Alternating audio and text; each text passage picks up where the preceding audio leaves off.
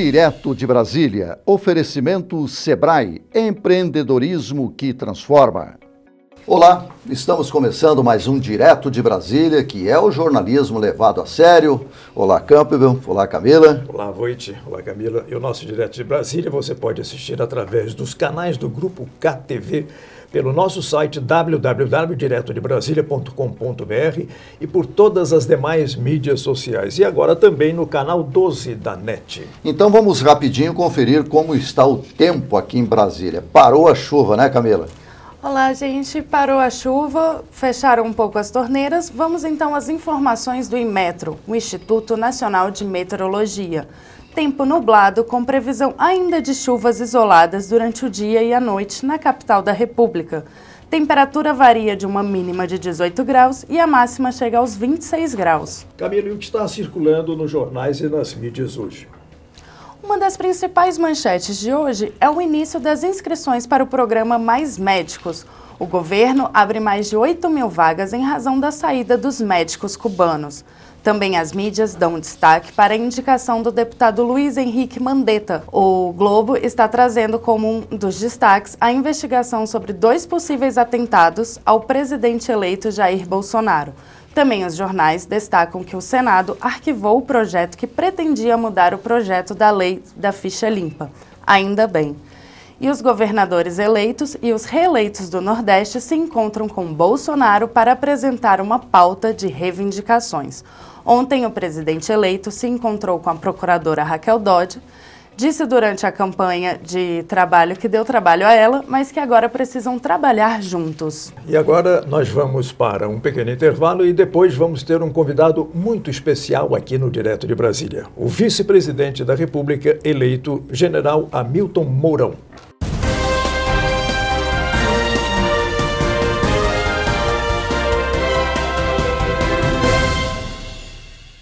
Sabe o que move um país como o Brasil? A força dos pequenos negócios, que representam 98,5% das empresas, 54,5% dos empregos formais e 27% do PIB. É preciso reconhecer o seu valor. Em cada canto do Brasil, tem um empreendedor disposto a fazer o dia de hoje melhor que o de ontem. E onde tem vontade de empreender, tem o apoio do Sebrae.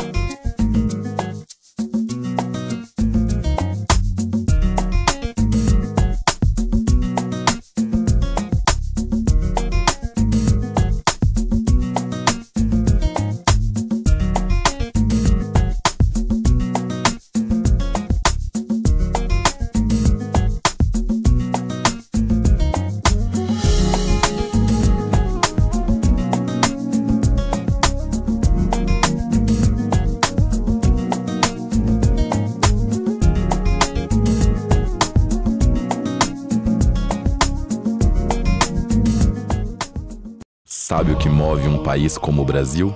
A força dos pequenos negócios, que representam 98,5% das empresas, 54,5% dos empregos formais e 27% do PIB.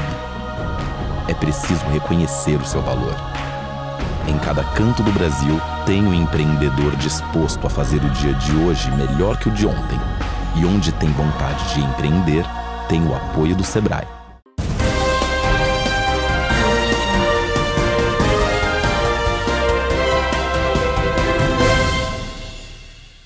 Campbell, estamos recebendo hoje, com muita honra e alegria, o vice-presidente da República eleito, o general Hamilton Mourão.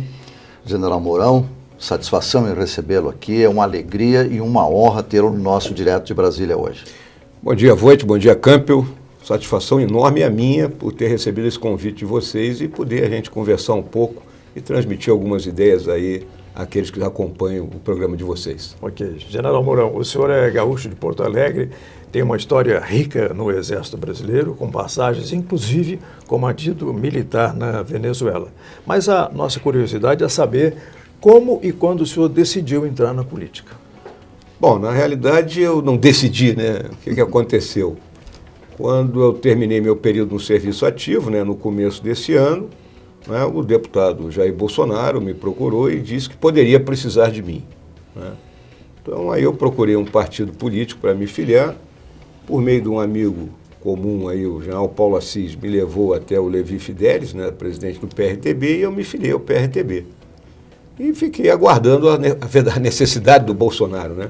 E que foi acontecer praticamente ali às vésperas do fechamento da chapa, né, quando ele necessitou a minha presença para compor e sermos vitoriosos nesse processo eleitoral. Agora, general, a gente olhar a política por fora é uma coisa. E hoje, como é que o senhor se sente vice-presidente eleito na sua primeira jornada efetiva, primeira missão efetiva? O senhor já é mais uma vez vitorioso. Como é que o senhor está analisando por dentro a política brasileira? Olha, eu tenho sempre aquela ideia, né, Voitilma, de que a política ela tem que ser praticada com P maiúsculo, né? A política em torno de programas, em torno de ideias, em torno de diálogos construtivos, né? E não naquele processo que nós viemos enfrentando aí ao longo dos últimos tempos, que ficou conhecido como toma lá da cá, né? Então, é essa forma como eu estou procurando me conduzir.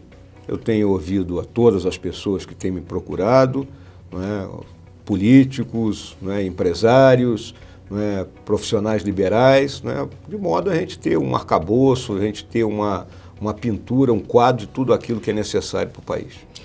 A nova estrutura do Palácio do Planalto vai mudar e nesse passo o senhor aumenta muito a sua coordenação e na sua função como vice-presidente. O que é exatamente a função do vice-presidente e essa coordenação agora dos ministérios que caiu no colo, né?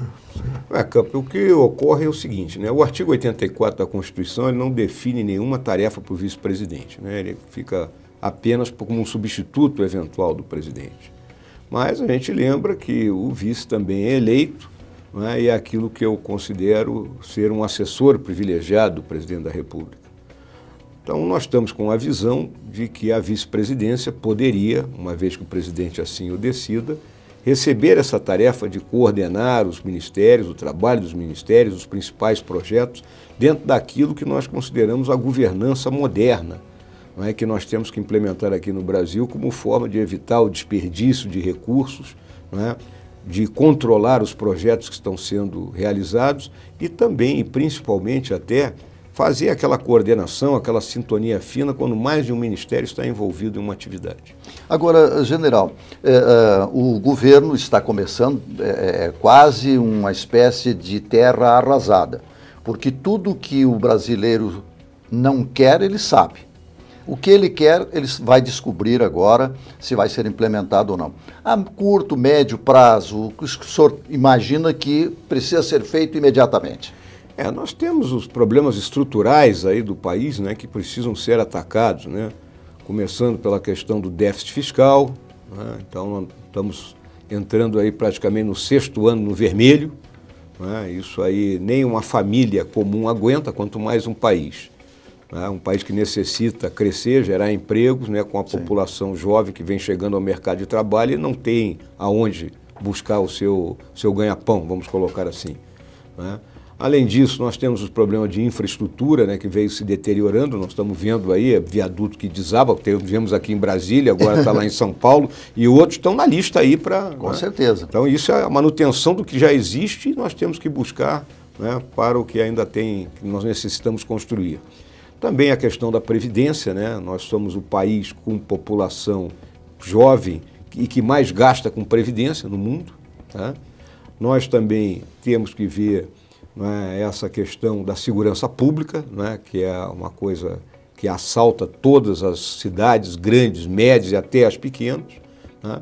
Então, em torno desses temas é que o governo vai procurar se orientar nos seus primeiros momentos. General, nesse novo desenho da estrutura do Planalto, a vice-presidência ficará também em encargo com 2 subchefias da Casa Civil, né? Que é a de análise e acompanhamento de políticas de governo, articulação e monitoramento, e também estudado a vinculação das PPIs, né? Dos programas de parceria. E, além disso, o PAC, o Programa de Aceleração. Como é que o senhor vê essa nova atribuição, uma outra missão para a vice-presidência? Na realidade, isso, volto a dizer mais uma vez, viu, Campbell, isso aí ainda é um estudo, né, está sendo estudado, uma vez que a quantidade de tarefas que estão distribuídas à Casa Civil a partir da nova estrutura do Palácio, né, é um peso bem grande para o ministro Onyx, né, apesar de toda a competência que ele tem, de toda a sua capacidade, mas ele tem uma tarefa fundamental que é a ligação com o Congresso, né, e essa não será fácil de ser executada, a gente sabe disso. Então, quando a gente traz essas subchefias lá da Casa Civil, né, e o próprio PPI, se ele vier também, é exatamente daquilo que eu coloquei inicialmente aqui, né? Nós temos um centro de governo, né, com a nossa equipe, monitorando e controlando, né, aqueles projetos que devem ter uma visão mais aguda e mais constante do presidente da República. Chega a ser até uma visão meio militar da coisa, vamos colocar assim, porque nós, quando estamos em operações, nós criamos um centro de comando e controle. Então, a presidência da República funcionará, a vice-presidência funcionará como um centro de comando e controle, levando ao decisor principal, que é o presidente, aquelas linhas de ação para que ele, né, impulsione o país. Nós, como civis, estamos observando e querendo uma coisa que o senhor acaba de dar um norte. Quer dizer, disciplina para executar os projetos que estão propostos. Isso é muito bom. Voitiumas, se a gente não proceder dessa forma, nós não vamos conseguir reorganizar o país, né? Então, no momento que a gente quer passar aquela imagem de austeridade, né, e de que os recursos serão corretamente empregados, tem que haver coordenação e controle, senão haverá desperdício. Até houve um elogio de um ex-futuro ministro da Educação dizendo que a escola dos sonhos dele era a escola que praticada no Realengo e outras escolas militares e que não era um sonho só do presidente Bolsonaro. Isso já é um ganho, né? Que é um ex-futuro ministro petista. Quando a gente fala em termos do Exército Brasileiro, especificamente, né, o nosso sistema de educação é onde nós sempre investimos o máximo possível dos nossos recursos, porque a gente sabe que podemos ter excelente armamento, podemos ter aeronaves, né, podemos ter bons quartéis, mas se não tivermos gente capacitada e competente, nada disso adianta. Uma das questões que está muito sendo falada na mídia ainda é a questão do programa Mais Médicos, né? E o senhor disse que metade desses médicos ficarão no Brasil. O senhor imagina que isso daí possa realmente acontecer tendo a família segura lá em Cuba? Eu disse assim, posso até fazer uma profecia, né?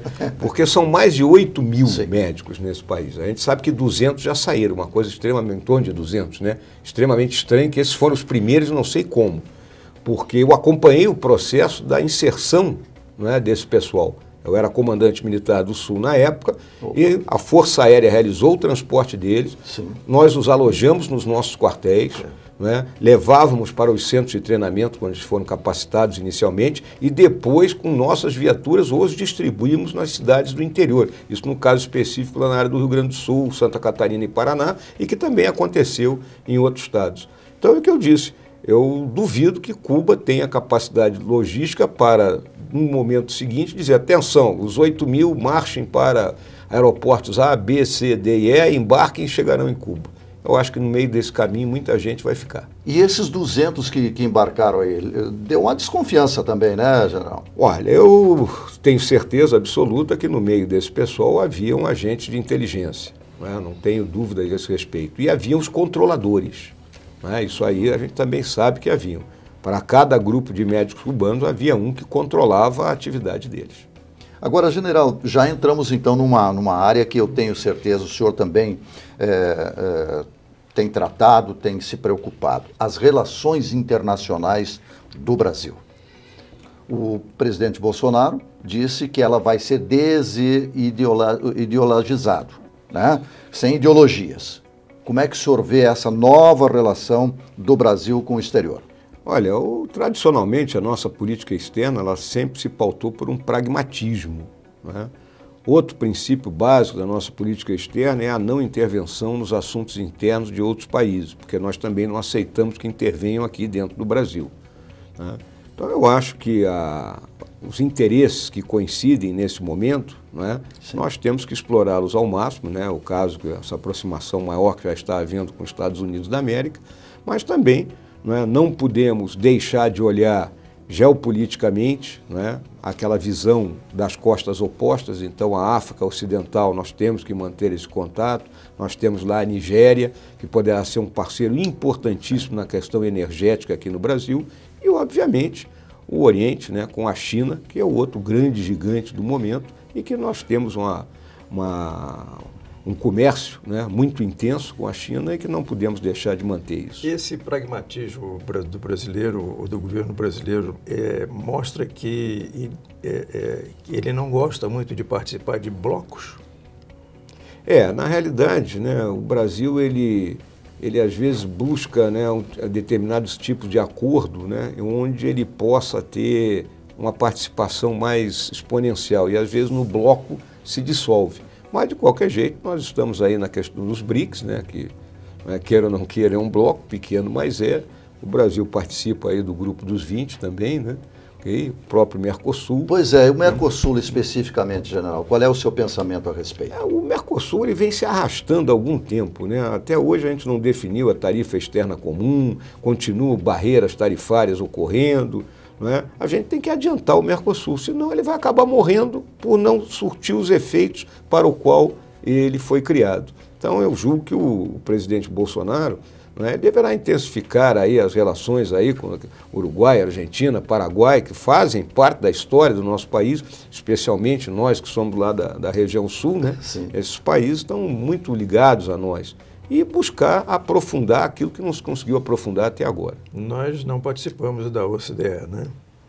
Seria interessante a participação brasileira? Eu julgo que, não é, o Brasil não pode ficar afastado de fóruns dessa natureza, né? É importante que a gente tenha alguma voz nisso aí. Agora, general, como é que o senhor avaliaria essa questão? A ordem mundial parece que muda um pouco esse cenário no mundo, né?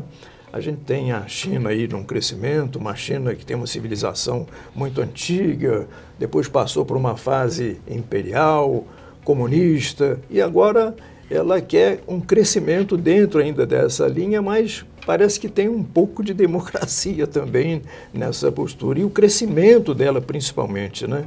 A tecnologia, quando chegou lá, fez uma mudança enorme, e isso está influenciando muito o mundo. O senhor acha que há um cenário para uma ordem mundial em formação e com mudanças na estratégia do mundo? Olha, Campbell, o que eu vejo, né, é que a ordem pós-Segunda Guerra Mundial ela não mudou, né? O mundo continua redondo, né? Os Estados Unidos ele ainda é a grande superpotência, ele tem uma hegemonia militar e tecnológica, né? Ele é o único país capaz de enfrentar uma guerra em duas frentes hoje, né? Agora, óbvio que houve o crescimento, como você citou, enorme da China, praticando um capitalismo de Estado, né? E aí um país que estava numa situação econômica muito baixa, a partir do momento que ele começa a crescer, essas taxas de crescimento são enormes. Agora, a gente sabe dos problemas internos que ela tem, né? Nós temos a Rússia ainda como um grande player, né, no mundo, a própria Alemanha que reemergiu, aí, se reergueu, né, depois aí da queda do Muro de Berlim, se unificou e voltou a ser a grande potência, o peão, né, do mundo da Europa, ali, Europa continental. A Inglaterra continua a ter ainda o seu papel tradicional, né? Mas a Ásia é nova inserção. Né? A Ásia, você vê, nós tivemos o Japão até a Segunda Guerra Mundial, né? Pós-Segunda Guerra Mundial, a Ásia se envolveu num turbilhão de conflitos, né? Vamos lembrar a Guerra da Indochina, né? Vietnã. A Indochina, Vietnã, né? Okay? E depois a China ainda só foi se tornar comunista em 1949, durante 4 anos ainda houve o conflito entre nacionalistas e chineses, né, e comunistas. A questão de Taiwan ainda é uma questão lá pétrea para a China, que considera aquilo seu território, né? Mas agora é que a China realmente se apresenta, né, como um poder mundial, né? E nós temos países extremamente ricos lá, né? Como o caso da Coreia do Sul, como o caso de Singapura, né? Que são exemplos, né? Apesar de muita gente cita até para nós aqui, mas eu canso de dizer, né? O Brasil tem dimensões continentais, não pode ser comparado, né? Não desprezando ninguém aí. É esse Brasilzão que nós vamos tentar entender melhor sob a visão do vice-presidente da República eleito, o general Mourão. Nós vamos fazer um pequeno intervalo e nós já voltamos.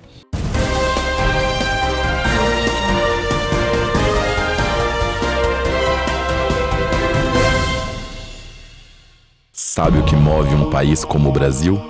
A força dos pequenos negócios, que representam 98,5% das empresas, 54,5% dos empregos formais e 27% do PIB.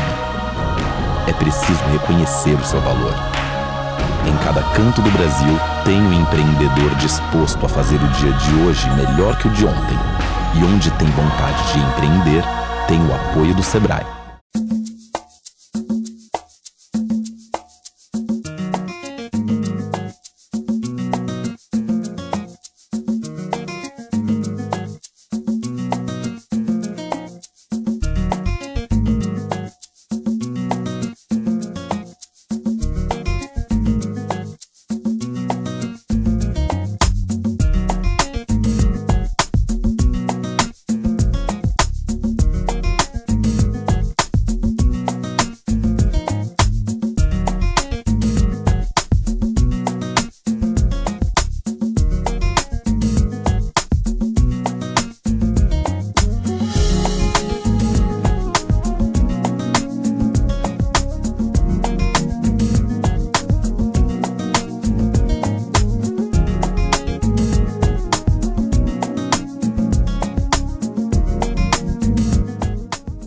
Sabe o que move um país como o Brasil? A força dos pequenos negócios, que representam 98,5% das empresas, 54,5% dos empregos formais e 27% do PIB. É preciso reconhecer o seu valor. Em cada canto do Brasil, tem um empreendedor disposto a fazer o dia de hoje melhor que o de ontem. E onde tem vontade de empreender, tem o apoio do Sebrae.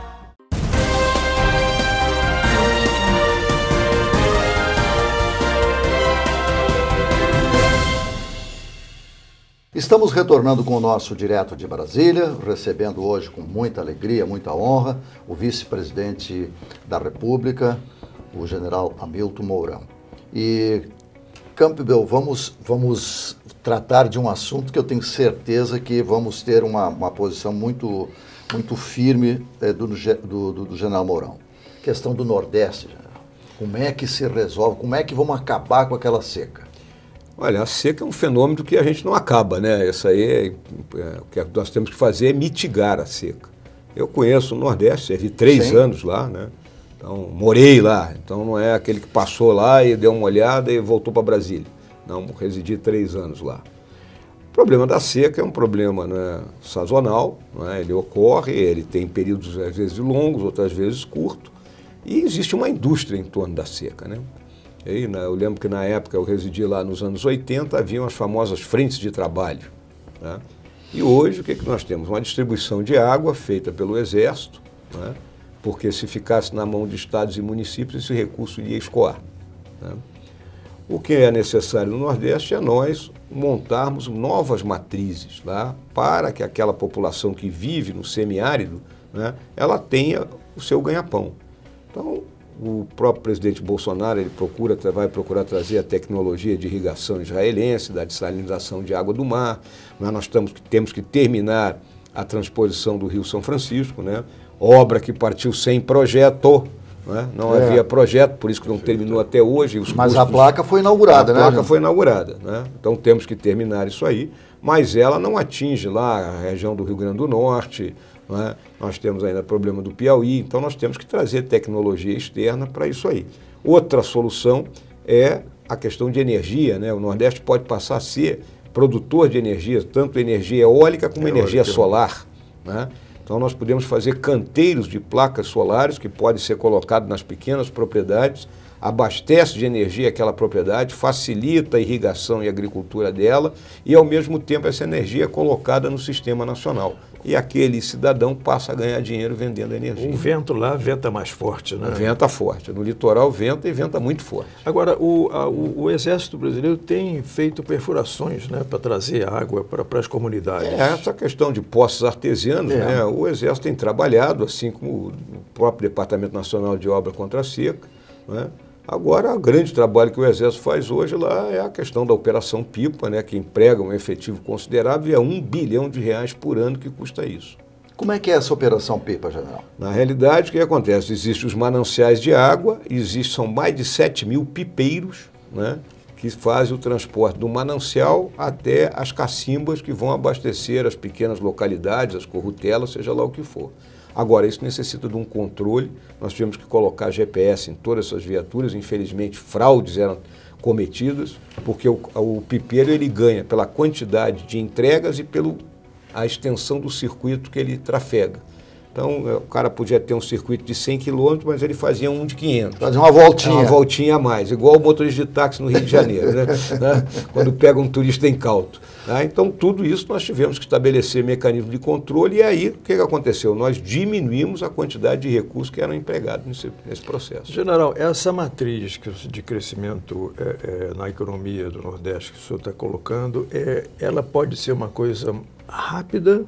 Ela é de médio prazo? Como é que é a implantação disso? A questão da energia eu considero que pode ser muito rápida, principalmente a questão da energia solar, né? Isso basta... hoje, né, general, o Exército já está participando e colocando as placas para os postos artesianos. Sim, né, para que possa... Agora, esses canteiros de placas solares, né, eles são ali, bota como se um campo de futebol todo de placa solar, né? Isso numa pequena propriedade, ele abastece aquela pequena propriedade, né? E, ao mesmo tempo, a ligação da energia está ali, você joga isso no sistema nacional, né? Então, é um projeto que eu acredito que em um ano e meio, ele possa ser executado e vai dar uma liberdade econômica para essas pessoas.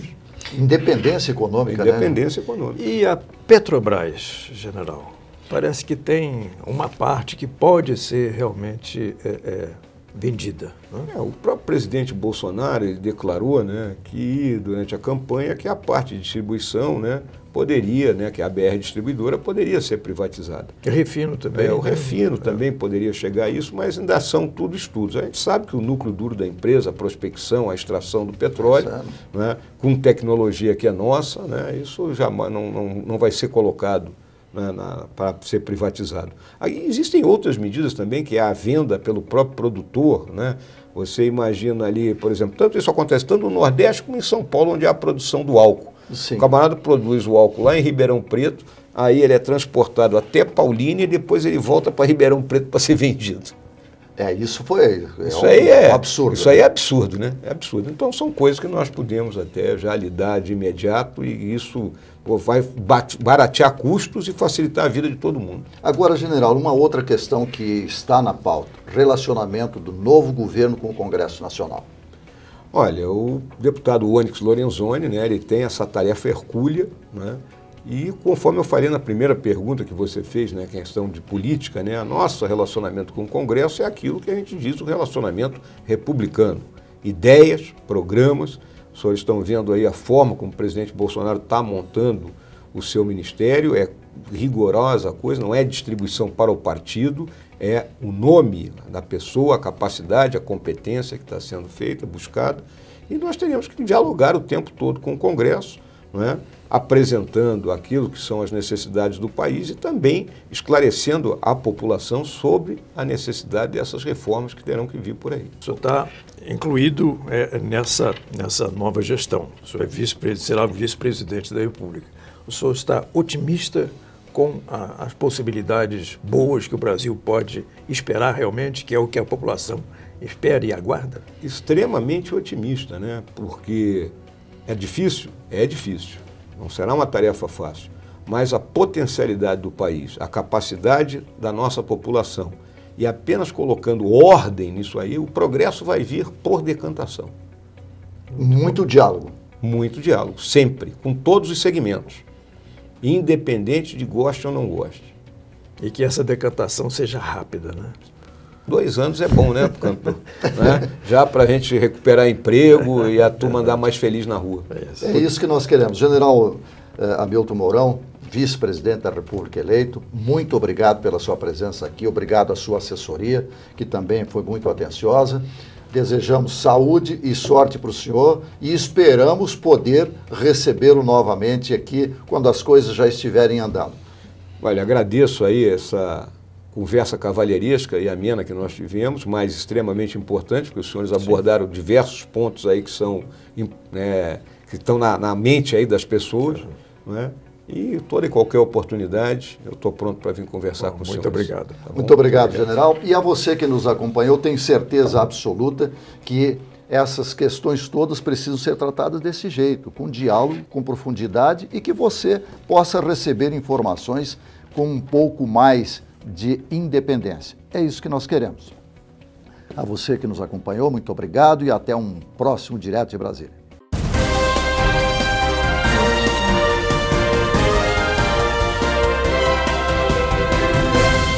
Direto de Brasília, oferecimento Sebrae, empreendedorismo que transforma.